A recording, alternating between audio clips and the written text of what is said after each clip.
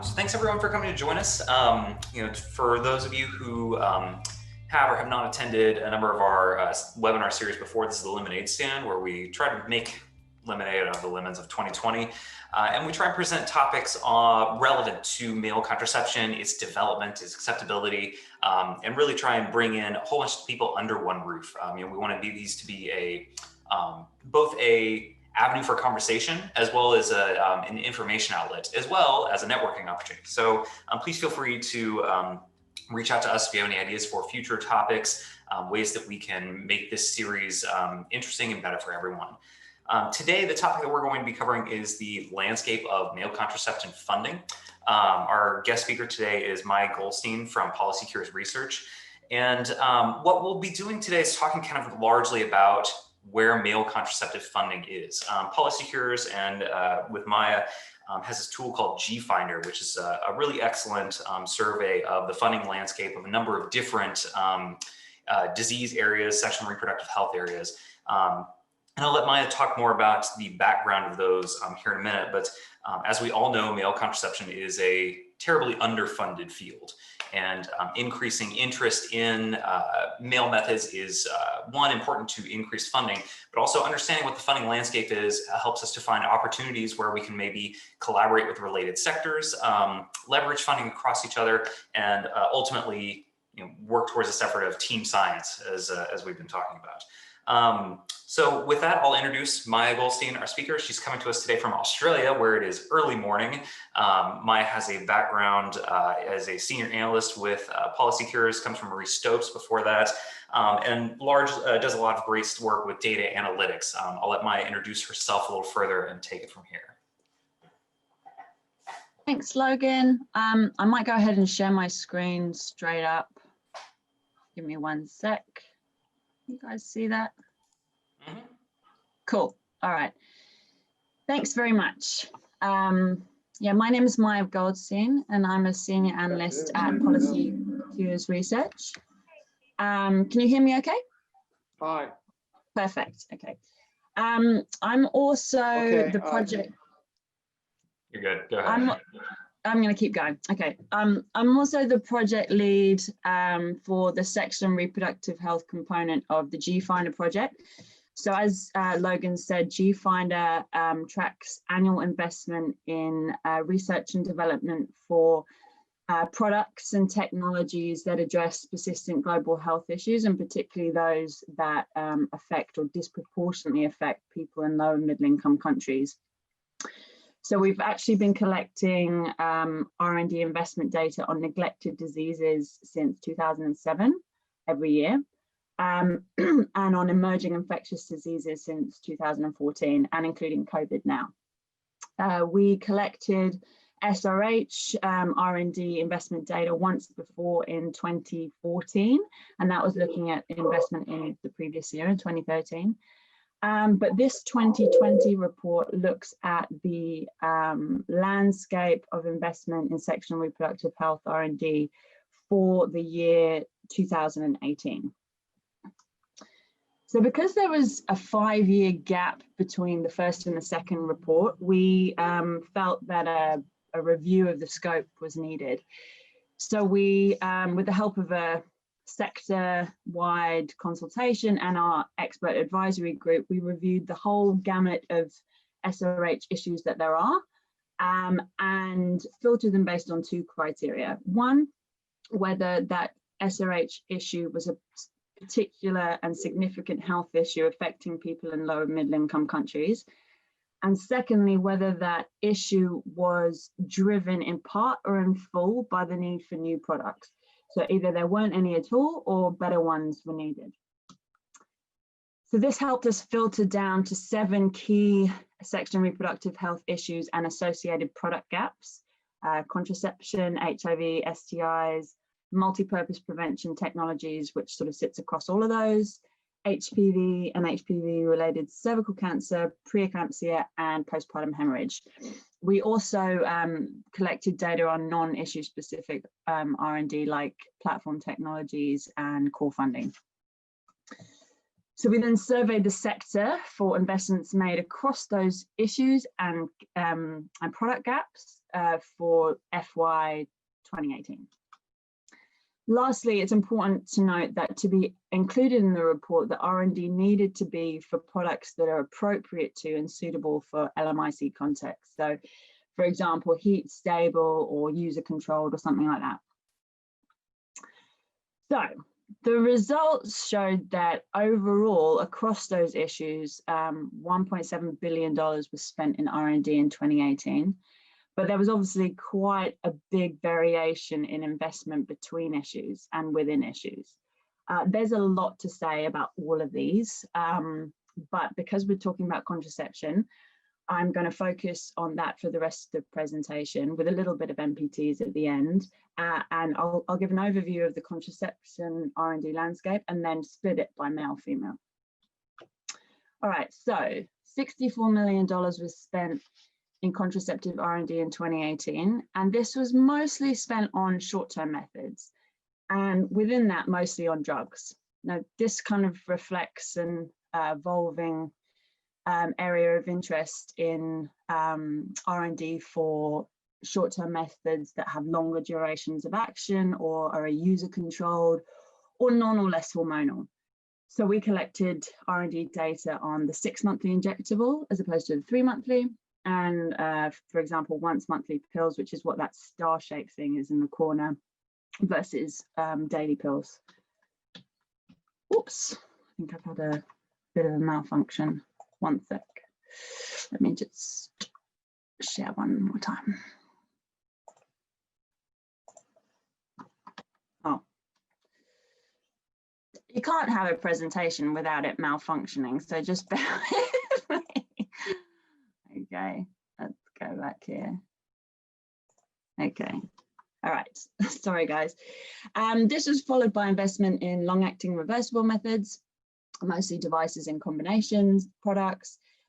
So particularly, for example, intrauterine systems and vaginal rings with longer durations of action or that are more suitable for LMIC context. So we collected some data from Pop Council on Annovera, which was in 2018, which was later approved that year by the FDA. And I always say that one of the benefits of having slightly older data is that you're able to track some of these good news stories over time. But overall, smaller amounts went to on-demand methods and also to even smaller to innovative non-surgical permanent methods. The funding landscape for this, we found overall there were 14 funders of contraceptive R&D in 2018, and this was dominated by Gates Foundation and the US National Institute of Health, who collectively funded over 2/3 of contraceptive R&D in 2018.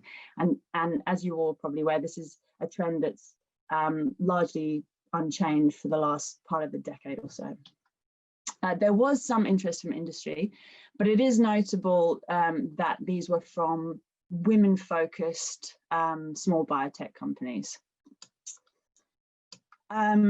And I guess if you look at it from a sector angle, it is interesting to note that from 99% of the public sector support from high-income countries came from the United States.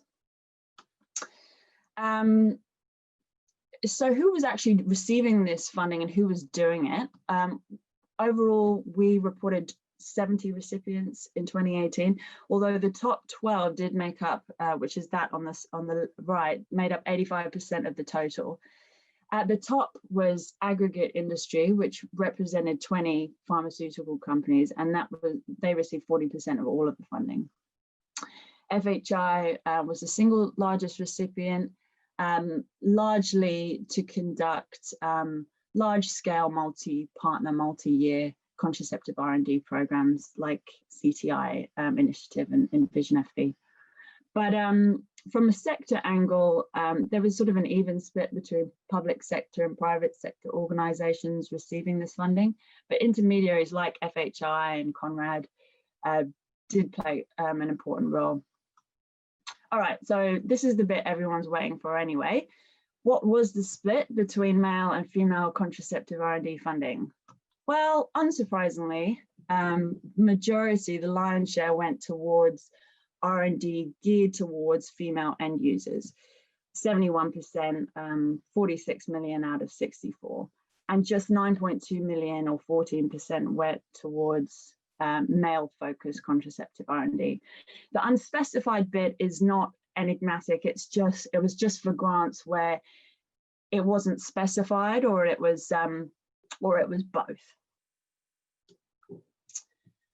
So what was this spent on, this 9.2? Well, similar to the overall trend, most of this was spent on short-term methods, but all of it was spent on drugs.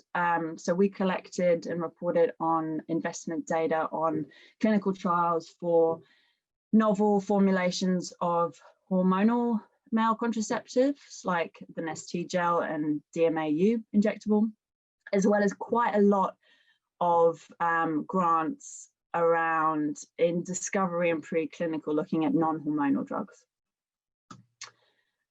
This was followed by investment in on-demand methods. Half of that was around new drugs or new small molecules, and the other around new devices, for example, better condoms with user experiences in mind.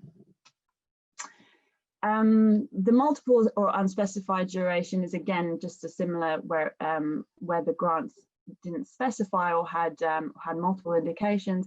But more interestingly, very little we found anyway was spent on long-acting reversible methods for men, and zero reported investment in permanent contraception. If you compare this to female contraceptive R&D, the picture's slightly different. The investment there was divided more equally between short-acting methods and LARCs, with much more modest investments in permanent contraception and on-demand. So although it's an incomplete picture, it probably does reflect the generalized preferences of male and female users of contraception that drive the market, the contraceptive R&D market.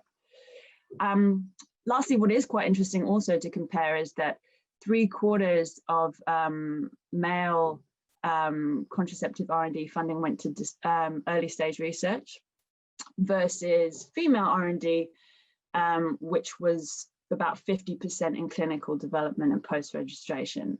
That just reflects the fact that the male contraceptive space is a lot more early stage and nascent, and products in the female space are much further advanced. So who is funding this? Well, male contraceptive R&D we found in 2018 was funded by 7 funders. The US NIH, which was half as many as female, so that's interesting to note. But the United States National Institute of Health heavily dominated this. It was 77% of all of the funding, followed by Gates at about 13%. This is similar. I mean, this on the right, this is the overall picture, not the male picture. So it's similar in some ways to the overall trend, but it's much more NIH heavy. The rest of the funders, including MCI here, were for 2018 anyway, less than 1 million each. And notably, there was zero industry investment that we found, unlike in the female space where it was the 3rd largest. And lastly, from a sector's perspective, again, it's super public sector heavy. Unlike the female space, which is a little bit more split between public, philanthropic, and with some private sector investment too. Who was receiving this funding? Well, there were 16 recipients we found, and that again was half as many as the female space. More than a third went to a single recipient, the University of Minnesota, for R&D into novel targets for male contraception, followed by aggregate industry, which was again 7 small biotech companies. The rest received less than 1 million each, and this was mostly to academic research institutes for discovery and preclinical work. Again, dominated by public sector recipients, with some private sector small biotech companies And again, compared with the female space, which a lot more public sector heavy. I wanted to touch lastly, just really quickly on MPTs. One, because I know that your last lemonade stand was on MPTs, and also because there is that obvious crossover with contraception, given contraception is one of the indications that makes something an MPT, as well as prevention from STIs and HIV. And also to show that the space is quite heavily female orientated at the moment. So we found that 48 million was spent on MPTs in 2018, and the majority of this was invested in MPTs with dual action against pregnancy and STIs. And nearly all of that was for the industry-led development of novel on-demand products. I can tell you that the contraceptive indication of one of those was recently approved by the FDA, so there's another good news story there. And this was followed by products with HIV prevention, which were largely invested in devices and combinations type products like rings. We also collected data on IPM's dapivirine contraceptive vaginal ring, which is now going through its second phase 1 trial. So you can see there, I put them in green as well to reflect the female space. Although it's a growing field of research, is quite heavily focused in the female end user space. It's also a very small funding landscape. There are only 6 funders, including aggregate industry, but that was only 2 pharma companies. And although historically low, we did find that most of the funding came from industry, but it is important to note that this was from women-focused, socially oriented small biotech companies. And then outside of this, nearly all of the rest of the funding came from the US government. So the picture there, I guess, just shows that it's a really interesting space and you know, has a lot to offer in the contraceptive space as well, but is at the moment pretty focused on female end users. So that was a lot of numbers and in a very short space of time. So if you want to, I wish we'll talk more about it after this too, but if you want to actually read the report, you can access that directly from our website. That also gives you a breakdown of the other SRH issues that I mentioned and the investment in different product areas for those. You can also access the data directly yourself through our GFinder data portal, which that's the link there. And that's an interactive user face that allows you to create your own visualizations from the data, so you can answer your own questions. That's it from me for the moment. I'm just going to hand back to Logan and we can have a chat about it. Awesome, thanks, Maya. So I think from here we'd love to have a short Q&A session if anybody has any questions about GFinder's report, about the data that was presented there. And I'd love to kick something off with just asking, I think the question that's probably obvious, probably has been asked more than once, and probably doesn't have a very clear answer, which is that enough funding to help drive the field of male contraception forward? Yes, the $64 million question. Or 9 million, as the case may be. Or 9 million. Yeah. Well, I wish I could answer that. I mean, what I would say firstly is that straight away is that the report can't really answer that question for a couple of reasons. I mean, firstly, it is a static point in time. So it's just looking at investment in 2018. It doesn't have any trend analysis yet anyway.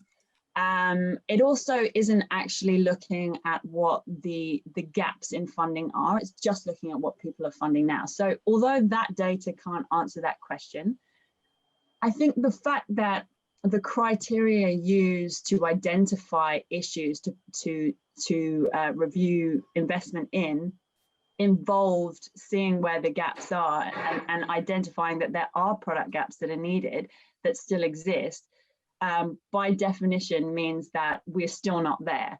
We don't have the contraceptive products that everyone needs. And then by extension, I would say there's not enough funding going to R&D for those areas.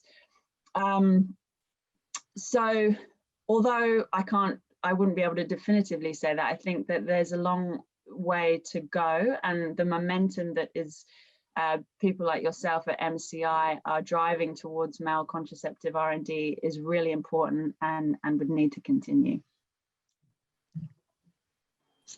I think I'd like to just jump in and see if we can, maybe this is a discussion for everybody in attendance actually, I'm curious what people's thoughts are about how representative this is of the picture of funding. And, you know, given that the data were from 2018, it's, you know, quite a bit's happened in a few years. I know that groups like I see Stasia is here from RIA have really jumped in. MCI has tried to expand our opportunities as well. So is there anybody that's missing, or anybody, any sort of, I guess, leaps that maybe we might see in a future report? I'd quickly jump in there before I'd love to hear from others and say, yes, that is a full caveat of this report, is that the output is only as good as the input. And although we leveraged 12 years of GFinder architecture, including very strong relationships across the R&D world and the funder R&D world for neglected diseases, admittedly, which we then used our expert advisory group to help us expand to the SRH world. You know, it's only as good as how much data you get, and it's notoriously difficult to get data from industry. It's also quite difficult to get data from people who have never heard of you before. So I think like, having said all of that, we did get data from 129 organizations representing 135 organizations from across high-income countries, middle-income countries, and low-income countries. And so I think that as a snapshot, it's pretty good. But as we move forward and this becomes an annual thing, which it is, we hope that, and people like yourselves recognize that it's an important piece of work. We hope that participation will just will increase and become more and more robust. But I would love to hear from others about where the gaps might be, or what's happening right now, because admittedly that is 2 years ago.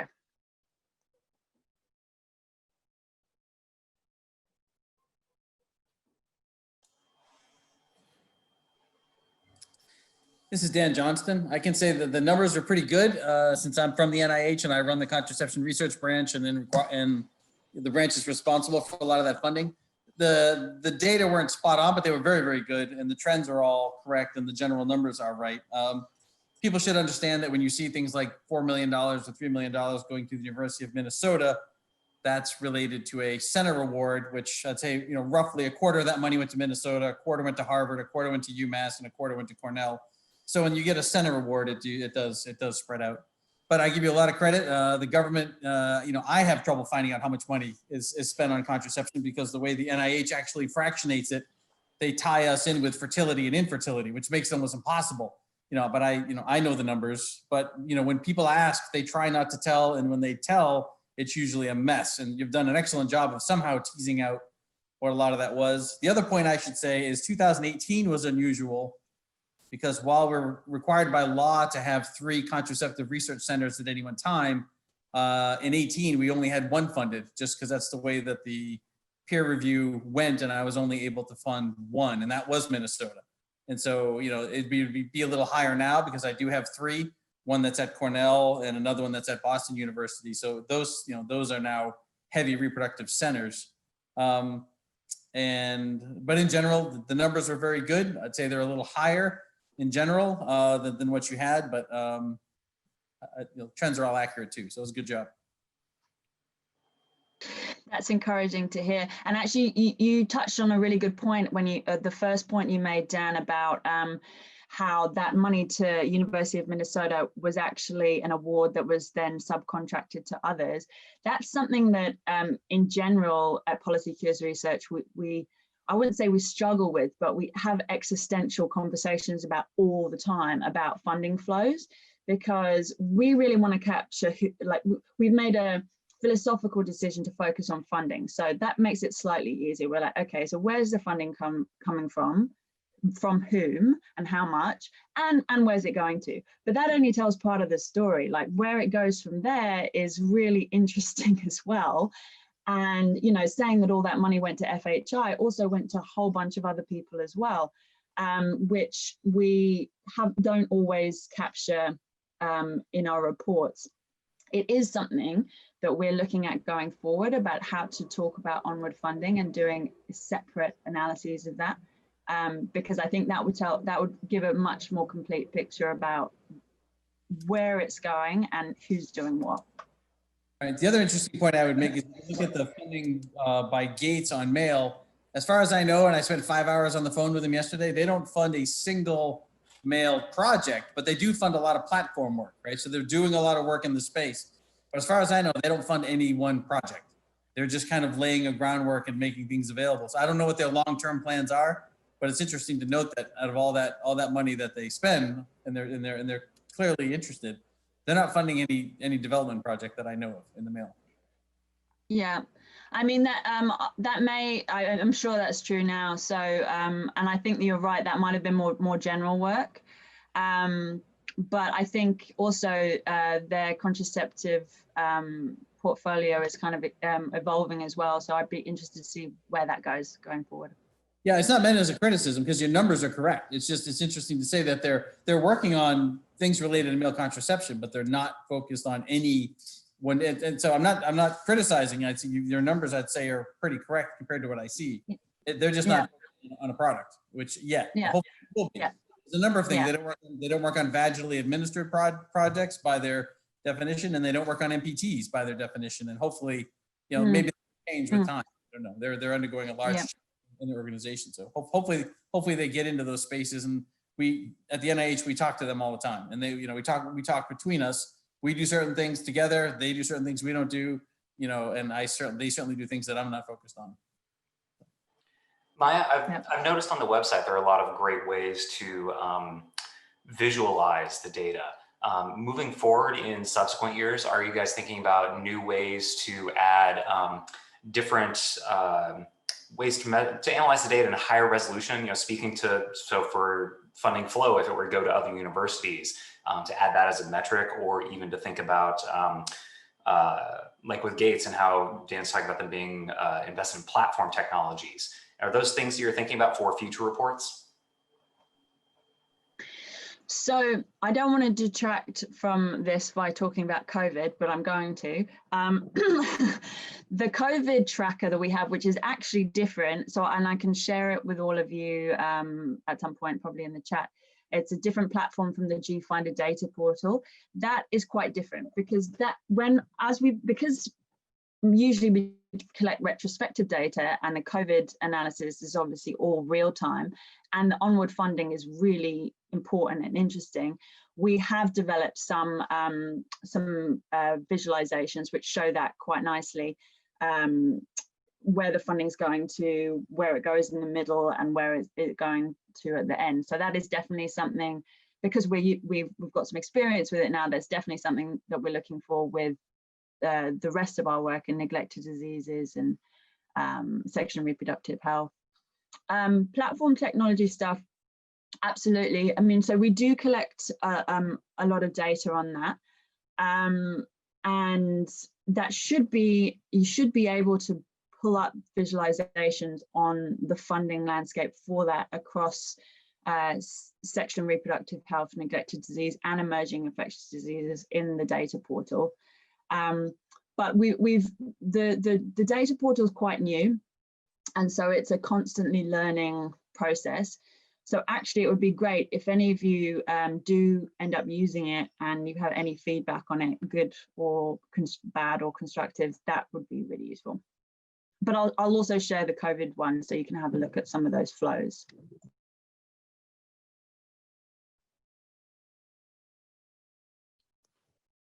I'm going to piggyback on that and ask your opinion. And how much do you think COVID kind of siphoned off funding for male contraception R&D, or just contraception R&D, or is it far enough removed, from subject matter that we've been spared? That again is such an existential question, and again, not sidestepping it, but one I can't really answer yet, because the data we have is from 2018, and even the data we collected this year was from 2019. So really, we're not going to be able to see until next year, sort of mid next year, whether there's been a visible and significant drop in funding that we can then dig deep into and figure out actually was as a result of COVID. So that will be interesting. I'm looking forward to that, and maybe it will be sooner than we think, probably in about 8 or 9 months next year. Having said that, I mean, I actually think other people in the room can probably speak a bit more to it, but I think everyone's worried about it, and not just in the SRH space, in all health, in the health space everywhere, because there is a tendency, which we've shown in our emerging infectious disease report, to put, when something's happening, to put all your money there, and obviously we live in a world of finite resources, so I can imagine there may be areas where funding is suffers as a result, but I guess we'll find out when we have the data. But I don't know if others have any insights into that. I'd be really keen to hear.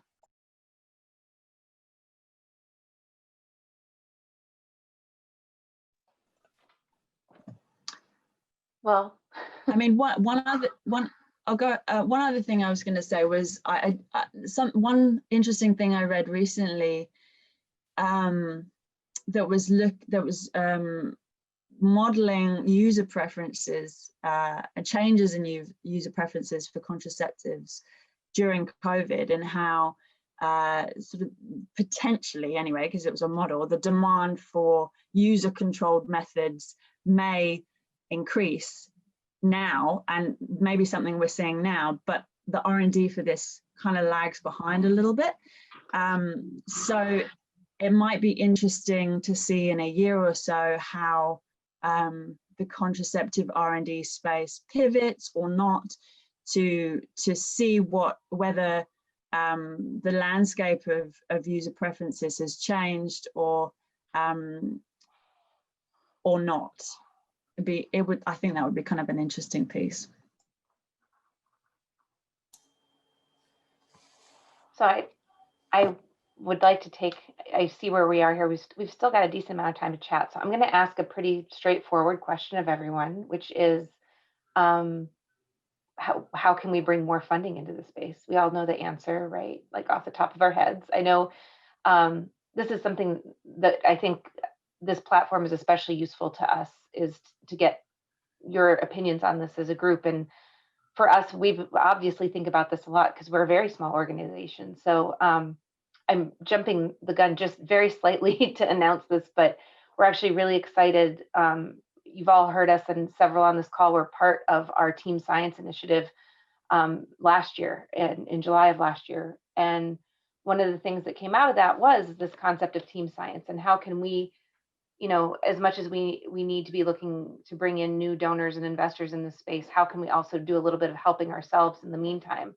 And so we're super excited that we have our first program-related investment opportunity that will be announced. The press release is on our website now.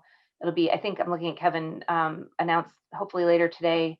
So you might be seeing that pop up, but we're super excited about that as a way for us to use the money that we receive from our donor to sort of grow that money in a way that's giving to a more mature product that will then, upon success, return those funds plus upside back into the pipeline to support others as they move forward.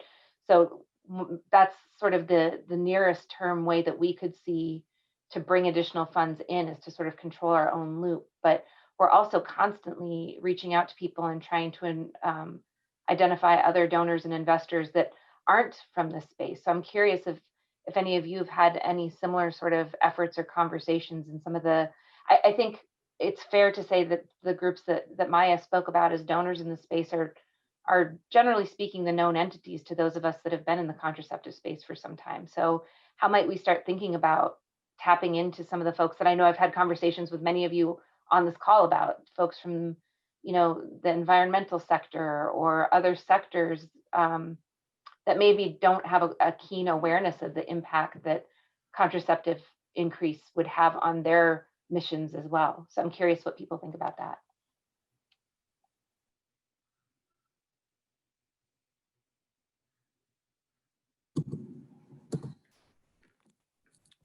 Hi, can you guys all hear me? It says I'm Daniel Johnston, but I just used his login. I'm actually Travis Kent. Thanks for clarifying that. Just, you know, I didn't want to take all your credit. You're actually a clone. There's two of you. God help us. One of the things that's sort of been on my mind in terms of talking about sort of gathering people into this space that don't normally think about this. So the NICHD recently had a workshop on sort of behavioral, how behavioral researchers can take what they learn about contraceptive use, non-use, preferences, behaviors, and take that information and use it to inform the development of new products. And so I'm sort of thinking about that specifically in terms of behavior, but also, I mean, we've got people who are, you know, looking at aerosolized sprays that are being used in to fight COVID and other sort of antibacterial things. So, I mean, I think there's space in pretty much any field where you could potentially find an overlap, either in terms of technology or data, or I don't know. I just sort of came up with that out of the end, so it wasn't particularly well formed, but.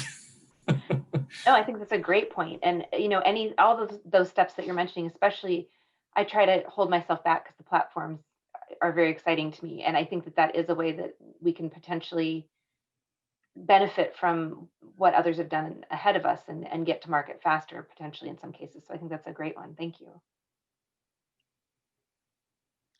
Maya, I'm curious to how you collect data from the strategic partners, the big pharma companies, and whether you get much data from them.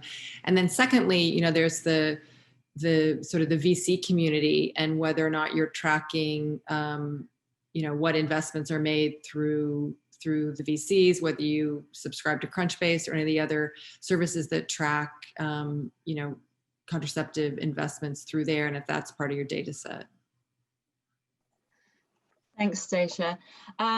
Yes, collecting data from pharma is difficult, but we do. And I think I sort of mentioned before, I mean, so GFIND has been running for quite a long time and has really established, for the neglected disease space, so has really quite established relationships with funders of R&D across the space and quite a lot of industry.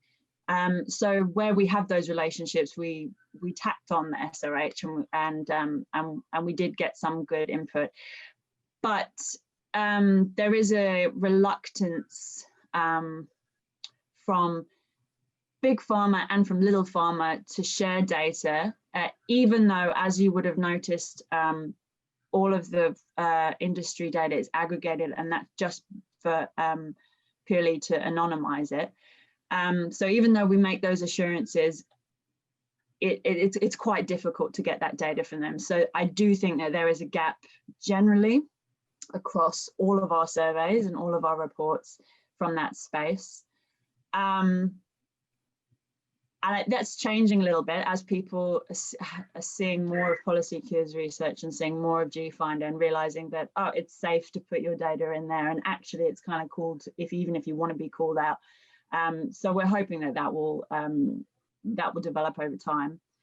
The VC space, I think, is really interesting. There's two things I would say about that. One is it's slightly it's something that we talk about with a little bit of toe in the water, because the focus of GFIND currently anyway is on grant investments. So some of the VC stuff, or like all of it, is not, doesn't quite fit into that. But having said that, there's a lot of interest, particularly in the contraceptive R&D space, probably less so in some of the other SRH areas, that is really pushing the agenda forward and pushing the landscape forward. So I think as we move forward and as the survey evolves, I think that's a space we'd really like to be collecting more information on.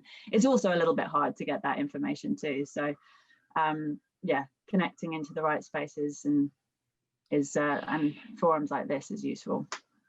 Yeah, and I would encourage you to really broaden it beyond grants, because after discovery, you have translation, and that usually is an opportunity where companies are founded, and you get sort of equity capital to come in there, which again is good for the whole ecosystem. Yeah.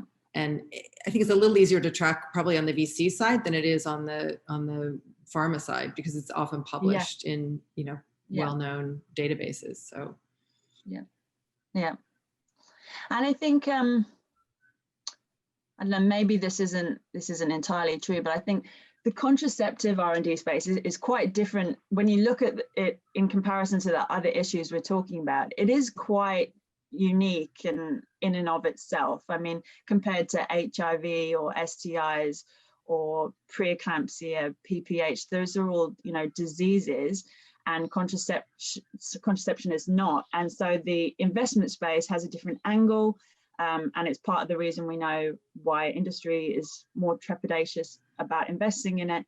But perhaps that makes it more attractive to VCs as well. So it almost requires, I think, its own report in some ways that looks, that digs deep into where the funding's going, who's bringing it, and what the outlook looks like. I'd love to be able to do that. That would be great. If I can say something, this is Sabrina, CEO of Dare, one of the industry companies working in the space. I think it would be great to get that perspective. I think it'll be very, very hard for anyone to kind of pull that data together. And I think we just need to all be realistic. There isn't a lot of VC investment in the category, with the exception of some very special VCs, which are on this and seed investors, and they're here. There's very little, and there's very little institutional support. And from pharma, there's not a lot of motivation for them to share their information. And even, we're very proud to have a partnership with Bayer on one of our programs, but, apart from what we were required to share publicly about that transaction, they're not normally going to share, right, a lot about their investments and how they're structured. So I think we can all try to get creative and figure out ways to share with each other in ways that are helpful. But I think to be putting a lot of burden on you as trying to put a research project together to try to get that information, because it's hard. And it's not that they're not committed, by the way, it's just they're not committed to investing in development. They will invest later to bring the products to market. And by the way, that's a very significant investment, but they're not committed in investing heavily during development. Yeah. I've got sort of on that same vein. I don't think I'm speaking out of class here, but Dan, jump in if I am. But we have our contraceptive development meeting coming up that we have sort of every year. And this year we've actually got quite a bit of engagement from industry, and we were sort of talking about why it was, and I think part of it might be because, Sabrina, your company has gotten some investment, and maybe some of these other companies in the area are like, oh, what's going on over there? Is this something we should be interested in? Maybe we can sort of at least attend these meetings and sort of see what's going on. Dan, I don't know if you have anything you want to add to that.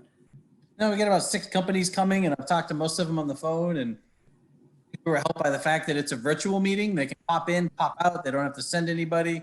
I think that's been very helpful, but I am stunned by the level of industry support. Merck is going to spin off and recreate Organon again. And that's going to be very much focused on reproductive health, infertility, gynecology, contraception. And I would think, they didn't say it, but the fact that Bayer has started an agreement with Daré, maybe Merck saying, we need to look and see what's there as well. So I'm tremendously excited. It's really just broken open in the last 3 or 4 weeks that we've got such a list of companies, and venture capital will be there at the meeting, and biotech, and it's going to be really interesting to see if there's any traction after that meeting on anything. I think that's awesome, by the way. And I will say, as a company that we spend a lot of time having to focus on all the companies that do have commercialization commitments in women's health. We're super excited about the changes that Merck is going through and what they're going to do with the Organon spinout. And I would say also, there are people that will commercialize. And I think the more and more we have of those, that's just going to keep bringing more interest in the category to the developers. To invest in development, because there is a light at the end of the tunnel. You don't have to think about having to take the product all the way, which, by the way, you think development's bad, commercialization is,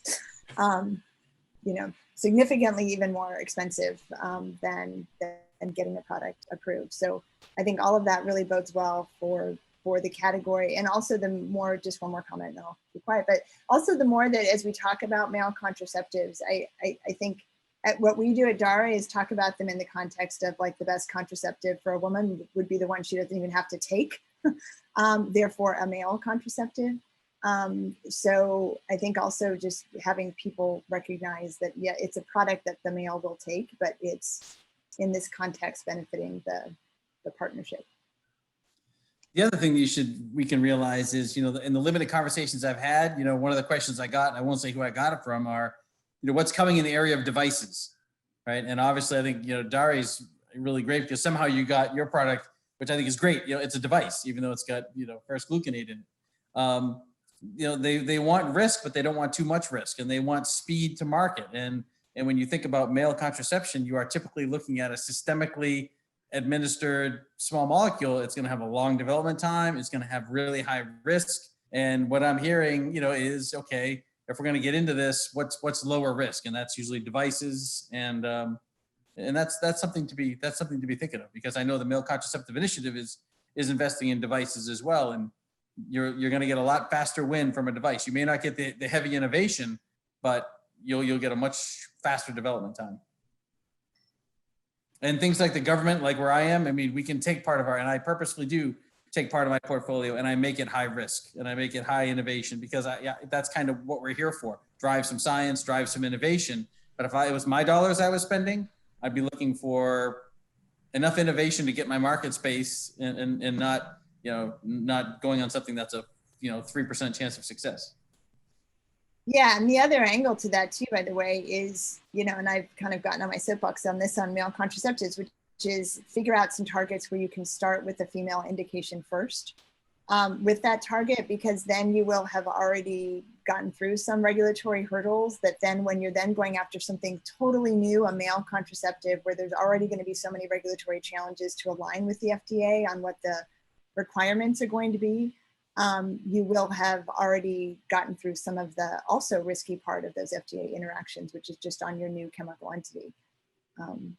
So I think that's another part of how one can de-risk it. Not as fast as a device, but I think in the end would be a faster path forward than trying to go straight solely for the male indication. Obviously, that's not always an option, but in those cases where it is, like that could be another way to speed it up.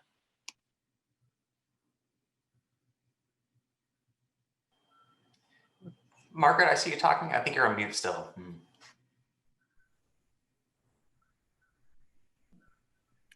Let me ask a different kind of question. I see all of you know each other.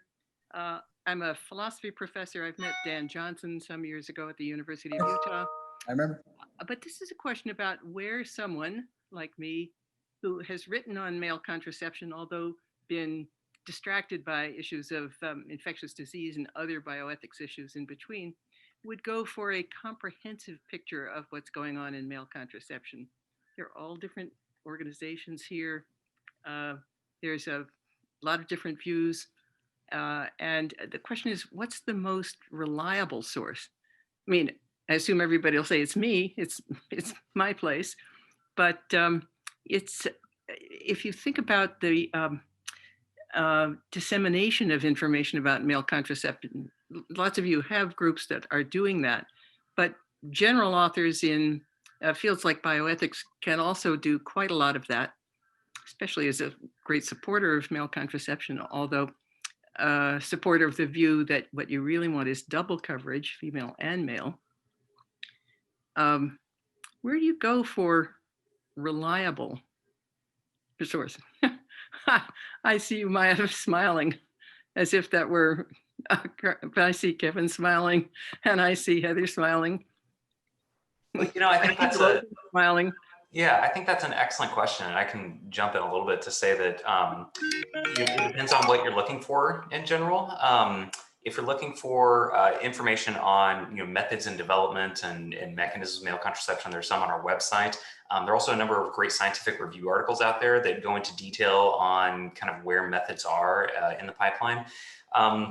But I also think that this is such a complicated field. We can talk about that's the problem, right? Yeah. So there are a number of bioethical issues, and I think those other areas there's not a ton of I want to say databases, but collection of information all in one place. I'd encourage anybody here to chime in with any other categories that they're thinking about or topics, but that's kind of my take on that. I think a good place to start was just this summer, the Biology of Reproduction had their whole July edition was all about contraception, not just male contraception, it was like a contraceptive special issue. So that's probably a good place to start.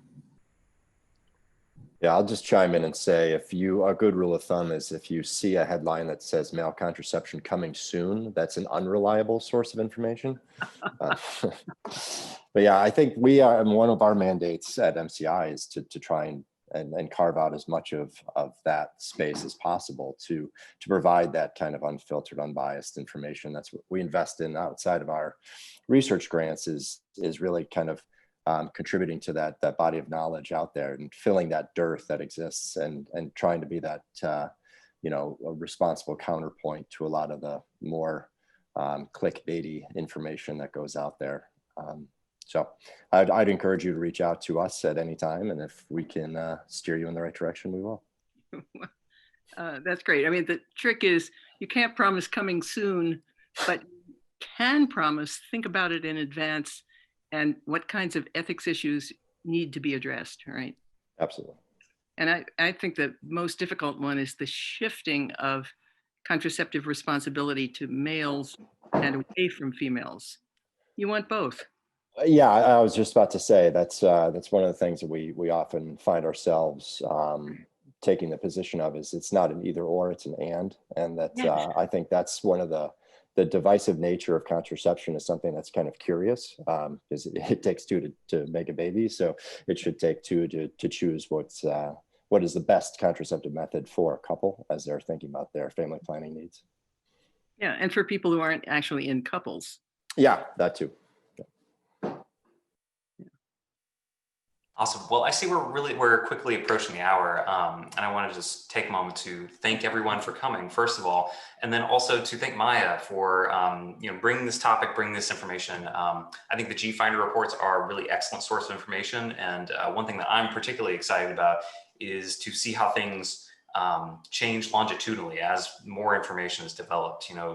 Heather mentioned an investment that we're working on, and I can certainly say that our 2019 and 2020s were very interesting, and looking at the fields as a whole kind of retrospectively for that time, I think that we'll see some interesting developments. So I want to thank our speaker. Maya, if you have anything else to say. No, just thank you very much for having me. It was great to talk to you all. Awesome. Thanks, Maya.